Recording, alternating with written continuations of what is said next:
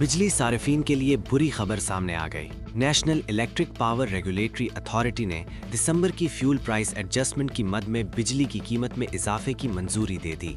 नेपरा की जानिब से जारी नोटिफिकेशन में बताया गया है कि बिजली फी यूनिट 28 पैसे महंगी की गई है, जिसका इतलाक फरवरी के माहाना बिलों में किया जाएगा। नोटिफिकेशन के मुताबिक बिजली की कीमत में इस इजाफे का इतलाक के इलेक्ट्रिक समेत मुल्क भर के सार्फिन पर होगा। ताहम लाइफलाइन सार्फिन और इलेक्ट्रिक व्हीकल चार्जिंग स्टेशंस को इस फैसले से मुस्तस्ना करार दिया गया है, जिसके बायस इन सार्फिन को इजाफी माली बूझ बर्दाश्त नहीं करना पड़ेगा। वाज़ेह रहे कि सेंट्रल पावर परचेजिंग एजेंसी ने नेपरा में दिसंबर की माहाना फ्यूल प्राइस एडजस्टमेंट की मद में बिजली 48 पैसे फी यूनिट महंगी करने की दरखास्त जमा कराई थी। नेपरा ने इस दरखास्त का जायजा लेने के बाद 28 पैसे फी यूनिट इजाफे की मंजूरी दी और बाकायदा नोटिफिकेशन जारी कर दिया।